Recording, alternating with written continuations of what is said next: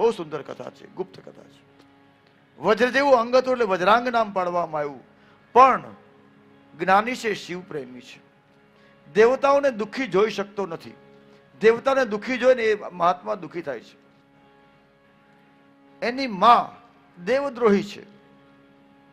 વેદવ્યાસ લખે, શિવ ભક્તો અતિ શુદ્ધ્યાત્મા નિર્વિકાર પ્રસન્નતી.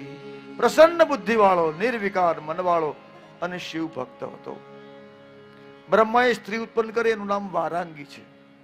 વારાંગી અને વજરાંગ મહારાજનું લગ્ન થયું છે. વારાંગીએ ખૂબ સેવા કરી છે, પણ સાસુની સાથે રહેવાથી સાસુની ભગત બની છે. વારાંગી દીતીને અનુસરે છે. જેમ દીતીને દેવદ્રોહમાં મજા આવે છે, એમ આ વારાંગી પણ દેવદ્રોહ કરવામાં માને છે. પતિદેવની પ્રાર્થના કરી, ખૂબ સેવા કરી, એટલે પતિદેવે કીધું માગો માગો એમ કીધું એટલે તરત તક ઝડપી સાસુની ઈચ્છા પૂરી કરવાની ઈચ્છા થઈ અને કીધું કે મને દેવતાઓને દુખી કરે એવો ભયંકર પુત્ર આપો. એટલે વજરાંગ દેવનો આ સ્વભાવ નથી. શું કરું શું કરું?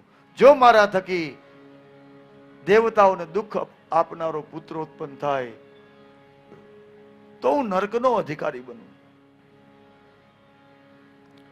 પણ બીજી વાત અહીંયા છે કે જો મારી પ્રિયતમાનું કહ્યું ન માનું તો પણ હું નરકનો અધિકારી છું. અહીંયા ખૂબ સુંદર શ્લોક છે. ન પૂર્ણસ્યાત પ્રિયા કામ તદા મે નરકો ભવે. સાધ્વી સ્ત્રીની મનોકામના પૂરી કરવી એ પ્રત્યેક પુરુષનો નિજ ધર્મ છે. એ ન કરે તો એને નરક થાય છે. પરિણામ સ્વરૂપ પોતાની અર્ધાંગીની ભગવતીનું માન રાખી અને ભયંકર પુત્ર માટે તૈયાર થાય છે.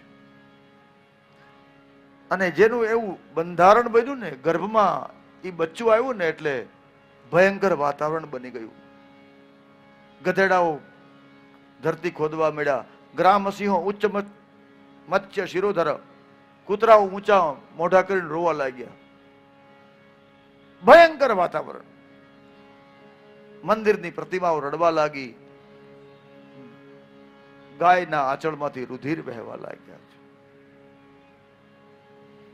ભયંકર તારક નામે પુત્ર ઉત્પન્ન થયો છે. એનું નામ તારકાસુર પાડવામાં આવ્યું.